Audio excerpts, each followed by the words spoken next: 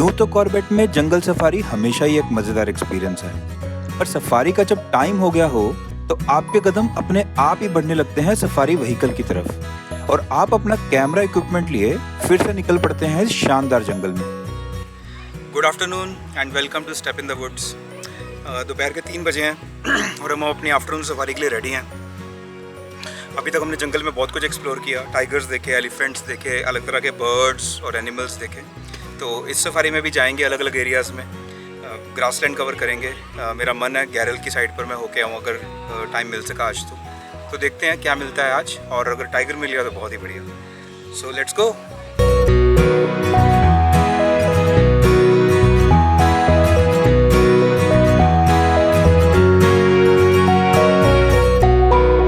आज की हमारी सफारी शुरू हो रही है ग्रासलैंड से, जहां हम सीधा मोटा साल की तरफ बढ़ रहे हैं। मोटा साल ढिकाला जोन का एक बेहद पॉपुलर स्पॉट तो है ही, लेकिन एक ग्रासलैंड टाइगर फैमिली का भी एक फेवरेट हंटिंग कम रेस्टिंग ग्राउंड है। टाइगर की तलाश में और चारों तरफ नजर रखते हुए हम आगे बढ़ते हैं कि हमें टाइगर प्रेजेंस का सबसे पक्का सबूत मिलता है, यानी कि टाइगर पग मार्क्स।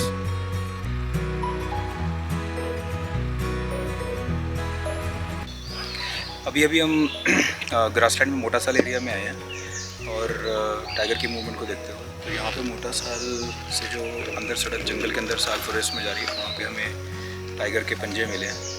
सुनील जी, क्या लग रहा है, क्या मूवमेंट हुई है टाइगर? जब हमने मॉर्निंग सफारी क्लोज की थी तो उस वक्त वो पगमक नहीं थी। उसका मतलब डे टाइम में जो है टाइगर अंदर आया, रेस्ट किया, रेस्ट करने के बाद उसने क्रॉस किया, निकल ना ये ट्रैक क्रॉस करके इस साइड गया, राइट से निकल के लेफ्ट में गया। मोस्ट प्रोबेबली चांस ये है कि वो अंदर ही शायद कहीं बुश में बैठा, क्योंकि अभी काफ़ी गर्मी हो रही है, ऐसा तो होगा नहीं ओपन में। तो चांस ये है कि इसी नीचे बुशेस के अंदर वो शायद उसी पर लेटा होगा। ओके, तो देखते हैं, थोड़ा सा वेट करते हैं। जी, तो यहाँ पे वेट करेंगे, अगर साइटिंग होती है तो आपको दिखाते हैं। वेल, टाइगर तो फिलहाल बाहर नहीं आया, लेकिन एक अकेला हाथी इस बेहद प्रिस्टीन सेटिंग में टहलता हुआ जरूर मिल गया। गर्मी के मौसम में दोपहर का वक्त अक्सर टाइगर्स के रेस्ट करने का टाइम होता है और टाइगर्स इन शेडेड एरियाज में कई घंटे सो लेते हैं। सो while the tiger is sleeping, हमने जंगल को और एक्सप्लोर करने का सोचा और बढ़ चले कमरपट्टा के इस खूबसूरत साल फॉरेस्ट को एक्सप्लोर करने। साल फॉरेस्ट में अक्सर जमीन पर साल के सूखे पत्ते बिखरे रहते हैं, जिन पर कोई भी एनिमल मूवमेंट अच्छा खासा शोर करती है। ऐसे ही एक शोर को हमने भी सुना और मेन रोड पर आते ही हमें दिखता है ये नजारा।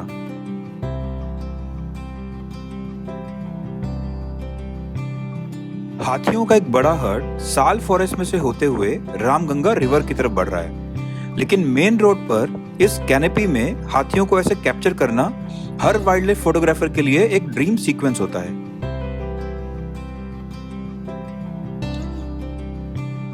अगर आप ध्यान से नोटिस करें तो आप देखेंगे कि हाथियों के इस हर्ड की मुखिया, जो कि हमेशा एक फीमेल एलिफेंट ही होती है, रुककर सब हाथियों के पास आने का वेट कर रही है। ये इसलिए क्योंकि हाथी भी हम ह्यूमंस की तरह अपनी फैमिलीज को लेकर बहुत प्रोटेक्टिव होते हैं और हमेशा सबको साथ लिए ही चलते हैं।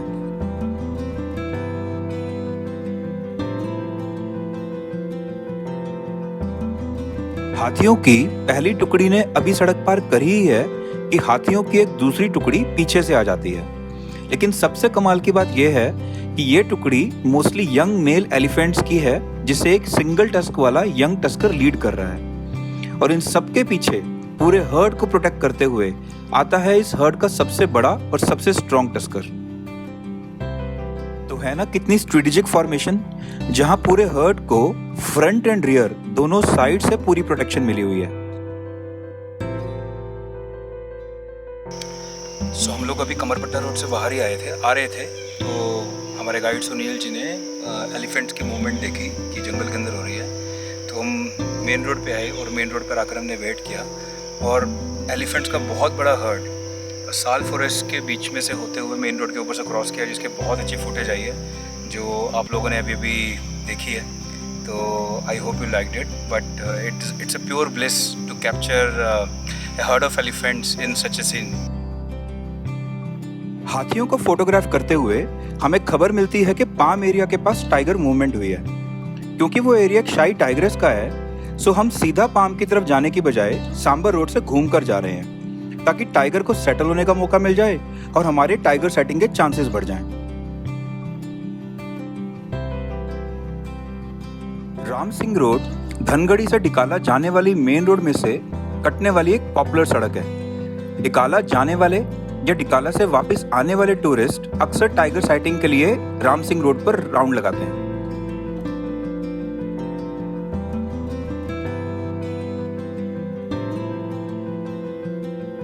अभी हम ट्रैकिंग करते करते राम सिंह रोड पे आए हैं। एक एरिया था छोटा सा पाम, जो एक नेचुरल वाटर का पूल है। वहाँ पे कई बार टाइगर बैठा हुआ मिल जाता है। तो एक जिप्सी ने हमें बताया कि उसके आसपास कहीं टाइगर मूवमेंट हुई है, तो हम सांबर रोड से घूमते हुए अभी इस तरफ आए हैं। बट ये रोड भी काफ़ी फेमस है, जिसके बारे में हम सुनील जी से पूछते हैं। सुनील जी, राम सिंह रोड बहुत लोग बोलते हैं कि यहाँ पे अच्छी टाइगर साइटिंग हो जाती है कभी कभार, तो किस लिए फेमस है ये राम सिंह रोड? नाम इसका इसलिए रखा क्योंकि कोई फॉरेस्ट के स्टाफ थे, ये जंगल में ड्यूटी वक्त किसी कारण से जो है इनकी मौत हो गई थी, तो उनके नाम पे इसका नाम रखा गया राम सिंह रोड। तो ये रोड पूरा इधर आते हुए पहले तो काफ़ी लंबी थी, बीच में क्या हुआ फ्लड आने के कारण जो है रोड बह गई, तो अभी आधी रोड बची है ग्रासलैंड के एंड तक। दरअसल क्या है कि ये राम सिंह रोड और ये पाम ट्री वाला एरिया, इसके पीछे जो ग्रासलैंड है, ये एक नई टाइगर्स का एक टेरिटरी है उसमें। इसमें क्या है कि उसके 3 कब्स हैं और एक मदर है, यानी कि टोटल 4 टाइगर का यहाँ पर मूवमेंट रहता है। लेकिन ये टाइगर्स बहुत ज़्यादा शाई है, क्योंकि जिसका मोस्टली जो इसका एरिया है वो डेंस फॉरेस्ट वाला एरिया है। क्योंकि वहाँ पर क्या होता है, मोस्टली गाड़ियाँ अप्रोच नहीं पहुँच पाती हैं, ट्रैक हर जगह नहीं बने हुए, तो इसलिए ये लोग इन टाइगर्स ने गाड़ियाँ व्हीकल्स काफ़ी कम देखे हैं। तो जिस वजह से क्या है, काफ़ी शाई टाइगर्स है। तो इसको अगर हमें ट्रैक करना है तो मतलब बहुत पेशेंसली, बहुत वेट करके, बिना शोर किए हुए काफ़ी टाइम से इसे वेट करना पड़ेगा, तभी इसके दिखने के चांस है। तो ये जो टाइग्रेस की हम बात कर रहे हैं, ये चूहा पानी टाइग्रेस ही है? हाँ, चूहा पानी। दरअसल नेमिंग ये नेमिंग नहीं है, दरअसल ये नेमिंग है इसके अकॉर्डिंग हैबिटेट की, क्योंकि जहाँ ये टाइग्रेस मेन रहती है वहाँ क्या है, एक वाटर होल है जहाँ पर पानी क्या है रिस रिस के गिरता है। तो हमारी कुमाऊनी लैंग्वेज में जब बोलते हैं, जब पानी टिप टिप करके गिरता है, बूंद बूंद में रूप में गिरता है, तो उसे बोलते हैं पानी का चूना।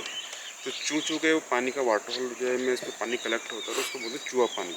तो वहाँ से ये टाइगर्स उस एरिया से आती है, तो इसलिए इसका नाम रख दिया कि चूहा पानी है।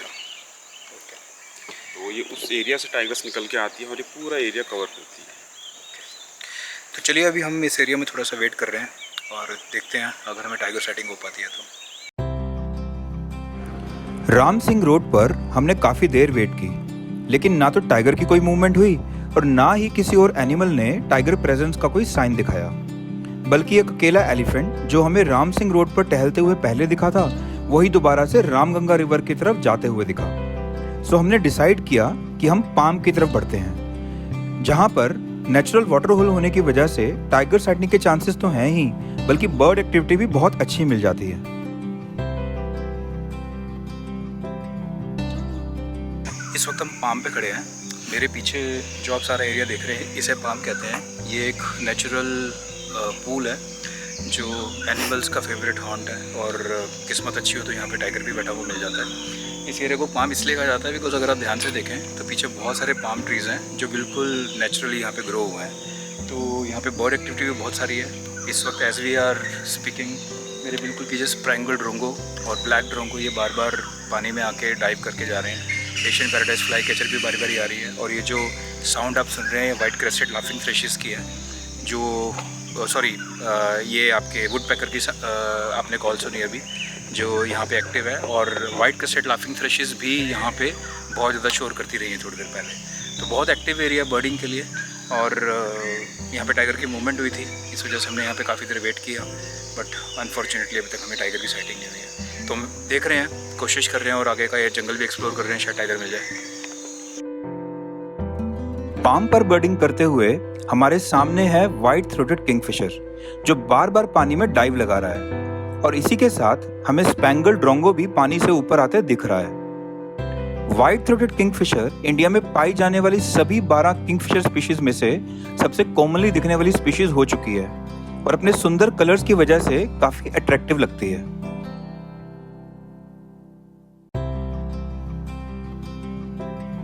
टाइगर की तलाश में अब हम बढ़ रहे हैं ग्रासलैंड्स की तरफ। जंगल में टाइगर ट्रैकिंग का भी अपना ही एक मजा है। और ध्यान से सोचा जाए तो टाइगर तो जंगल की खूबसूरती को एंजॉय करने का एक बहाना है, क्योंकि जंगल में हम जहाँ भी जाएंगे हमें कुछ ना कुछ इंटरेस्टिंग मिलता ही रहेगा। बस बात इतनी सी है कि जंगल में दिखने वाली हर छोटी बड़ी चीज को एंजॉय करना चाहिए, तभी हम जंगल की वर्थ को अप्रिशिएट कर पाएंगे। कॉर्बेट एडमिनिस्ट्रेशन ने तो वाइल्ड लाइफ साइटिंग के लिए जगह जगह वॉच टावर्स भी बनाए हुए हैं, पर कुछ साल पहले हुए एक एक्सीडेंट की वजह से ये सब वॉच टावर्स अब टूरिस्ट के लिए बंद कर दिए गए हैं।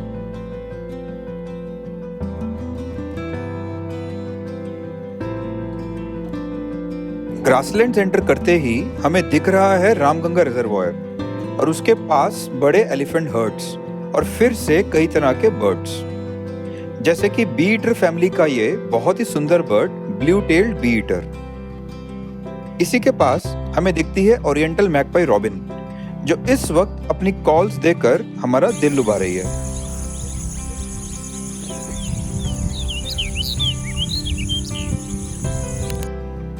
पास ही में मौजूद है पाइड बुश चैट का जुवेनाइल और इसके पास हमें दिख रहा है फिर से एक बार पेडीफील्ड पिपेट। वहीं दूर एक फीमेल एलिफेंट अपने छोटे से हर्ड को पानी पिलाने के बाद रामगंगा रिजर्वायर के किनारे किनारे होते हुए ग्रासलैंड्स में अंदर लिए जा रही है।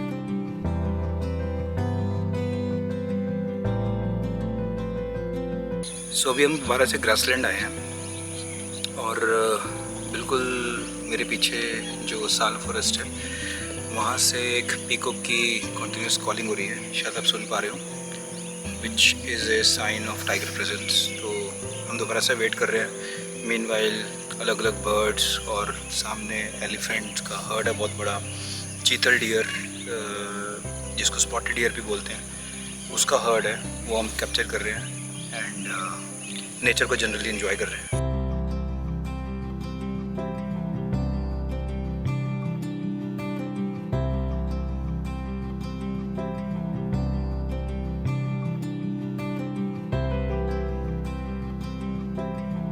स्पॉटेड डियर के ये फीमेल और बच्चा भी टाइगर प्रेजेंस को फील कर पा रहे हैं और इसीलिए बार बार साल फॉरेस्ट की तरफ देखकर खतरे को भांपने की कोशिश कर रहे हैं। चीतल हिरन का ये बच्चा भी अपनी माँ की प्रोटेक्शन में अपनी माँ के हर एक्शन को ध्यान से ऑब्जर्व कर रहा है और एक ओबीडिएंट चाइल्ड की तरह अपनी मदर को फॉलो कर रहा है।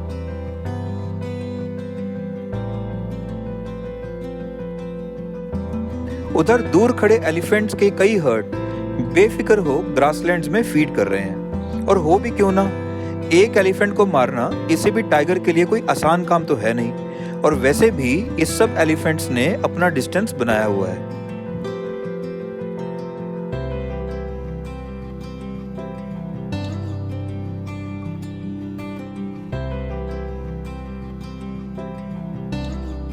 हमारी तरह ही और भी वाइल्ड लाइफ फोटोग्राफर्स एलिफेंट्स को पास से फोटोग्राफ कर रहे हैं।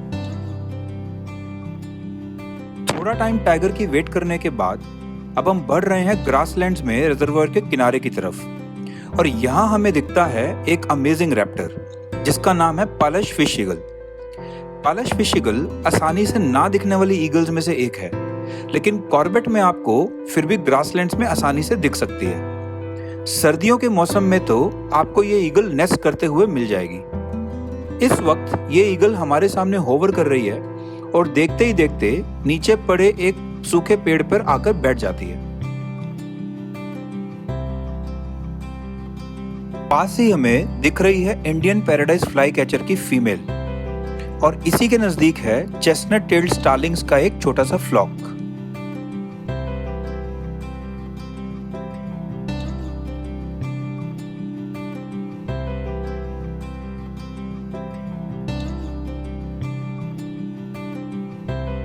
टाइगर की तलाश करते करते हम एक आखिरी बार मोटा साल जाने का सोचते हैं, और जिस घड़ी का हम इस पूरी सफारी में बेसब्री से इंतजार कर रहे थे वो अचानक से हमारे सामने आ जाती है।